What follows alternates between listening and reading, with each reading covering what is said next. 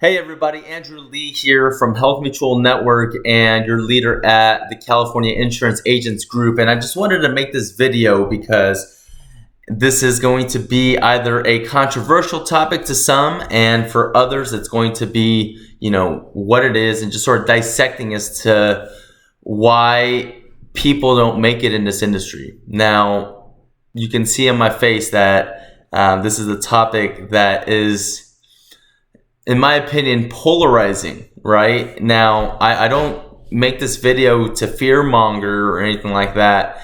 I make this video to be realistic, right? Now, why do insurance agents fail in the insurance industry?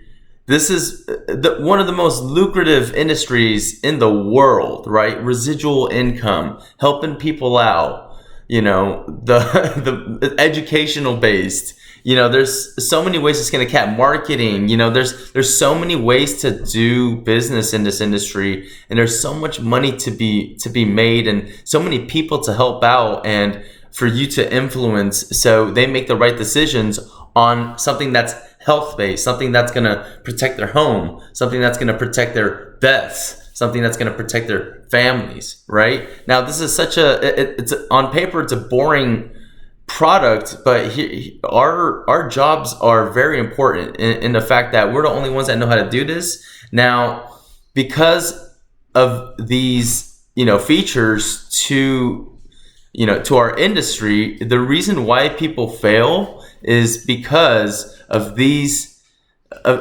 next points that I'm going to make, because this is pretty much the status quo when it comes to failing in this industry. Well, there's 1 out of 10 of us make it. The odds are not against us. About 1 out of 10 agents are actually selling, actually have a Medicare, or in my case, Medicare, health insurance, agency, and the rest are just licensed, or 1 foot in, 1 foot out, or they're just out, right? So the reason I believe that this is happening is because, it's going to first come down to, when you first get into the industry, who's your support system, right? So it's going to be because of insufficient support and training. So inadequate support for selling whatever you got to sell, right? You need training on that. And, getting the wrong mentor or getting the wrong upline from the get-go can put a really bad taste in your mouth, because you just got into this industry, right? You quit your job, you got out of another situation, and here you are, you're going to be an entrepreneur, you're going to be a business owner, and you're stoked to have your own intellectual property, to have your own entity, to have your own business, right? This is the American dream we're talking about. And you come into the industry and you're just boom, right? The industry just hits you with all of its hardships all at once in the beginning. So, that can definitely hinder an agent's success. I totally get that. So you definitely want to get with somebody that you gel with, right? That you're going to be buds with, that you guys are going to get along. They're going to answer your phone calls, and they're not in a bad mood. And anytime you call, you want somebody that's in the trenches with you, and that can level you up to where you want to be at, and ultimately to their level, and maybe even beyond, right? We always want to lift each other up. So that's, of course, number one. Number two, us upline, we can get you there, right? If you're my agent, I can get you to the door, right? I can get you to the door, but it's your job to open it and go inside the door, right? I can hold your hand as much as I want to, but again, crossing that door, making your sales, having a time block for your schedulings, working on your business, working in your business, right? We can give you the building blocks, but you got to build the house, right? And you got to live in it. So again, the next thing I want to mention is lack of commitment. Again, guys, I see this time and time again. People just don't commit fully to their business. Another thing is they don't even treat this like a business, right? They treat this like a part-time gig or a hobby rather than a serious venture, right? This is what I call the 1 foot in, 1 foot out people. And that's okay if you have personal situations, but I'm just letting you know what the statistics are, right? If we're in that state, the statistics are going to be lower because of those circumstances. So I'm not saying that to say, hey, I have more time than you, so I'm better than you. It's just everybody is so different, but I'm just letting you know why, money can't be made in this industry. It's because of the half seriousness, right? It's because of, hey, if you want to succeed in something, you got to go all in. Your plan B has to be your plan A, and your plan A has to be your plan B, right? If you're making half-hearted efforts, you're going to get half-hearted results. I mean, that's just the way it is, right? With anything that you do, you have to be a master at your craft. So lack of commitment is where a lot of agents drop off because of other situations. So another reason as to why people drop off in correlation to the lack of commitment is, they don't have a solid sales process in place, right? And because they don't have these bases, then everything else crumbles because now they don't have a lack of commitment because they're like, oh, every time I go on a phone or every time I go to an appointment, it's a freaking battlefield out there. I don't know what the hell I'm doing, right? So, you do have to have a solid sales process in place, and you can do this through your own words. You can definitely get a script from upline, from somebody, from you can that's up to you to sort of find out who you want to trust with how you're going to present your sales. And in our industry, it very much is persuasion and effectively communicating to bring value to the table, right? If you don't have a structured approach to this and you're just going to wing it, again, just because you don't have a script means you still do have some kind of talk path, right? It's not that you're completely disorganized every single phone call. Like, I don't technically have a script because I've just been doing whatever I've been doing for the past 10 years, right? So that it's just ingrained in me. But hey, if you're just winging it when you start, chances are you're going to struggle with your deals when when it comes down to closing them and following up with them and prospecting them comfortably and properly. Sorry, not comfortably, properly. Sorry, I'm a little dehydrated right now. I had some fun. Sometimes that makes your saliva sort of dissipate. So, and also apparently my brain cells. So you do need to study your objections. You got to study your products. You got to find out a systematic way how to handle all of this, right? And this is a plan that you need to execute with utmost confidence. So this is a very important part of why you would succeed as an insurance agent, right? Another thing is that's the sales side, but another major pitfall is the lack of prospecting skills and lead generation. So AKA marketing. So you can be a great salesperson and just have terrible marketing. Well, then, something's going to give, right? In this industry, we have to be 1 part marketer, 1 part salesperson, right? And especially because it's your own business, you got to find a way to generate your leads, right? And yes, you can blame sometimes, the quality of the leads and, whatnot. But again, it's your job to find out which are good leads and, what's working, and whatever's working, you scale upon it, right? So let's say if, you're starting off and you're just sitting around waiting for a phone call to come in because of somebody that you maybe sold 2-3 months ago said, hey, a referral might be reaching out to you around this time this month, and you're just sitting there waiting on the phone, right? Waiting for the phone to ring, for clients to magically appear. And if you're in that state of mind, you're in for a very rude awakening. So most successful agents are proactive, okay? We scratch and we claw. We do everything we can to follow up, lead generate, get things happen, have a Google mentality, right? Be self-sufficient.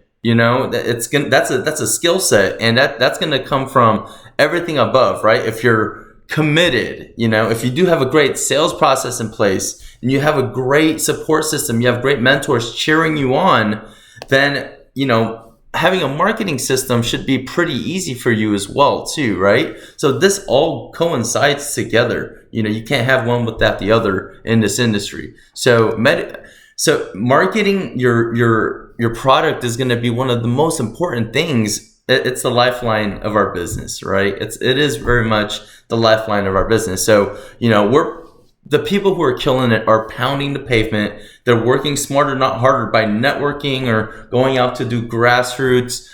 Josh Young's, I just heard say the word deep roots marketing, which is not just so much going to somebody and just saying, hey, I sell Medicare. Hi, well, here's my card. Thanks. Bye. No, you're doing research on that person. If they're a person of interest and you want to be a referral partner with them, make sure you do your research. Make sure you know what kind of, without being too creepy about it, if they have kids or something like that, get them a gift, and just make it personable and thoughtful. And, think outside the box when you're marketing, right? Especially when you're doing organic marketing.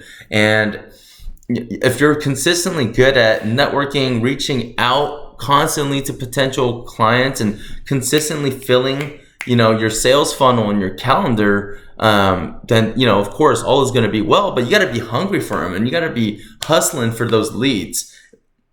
Again, you can buy leads if you want, right? But that's not going to be the end all be all. Everything works a little bit. So if you're scared to go network, if you're scared to make videos, if you're scared to whatever it is, you got to just step up and do it, because it's your job to do it. It's not anybody else's, right? So a lot of people get confused on that part. We are a business. We got to treat ourselves like a business, and you got to be hungry, and you got to keep getting after it. Even no matter where you're at in the industry, you always have to be challenged by something.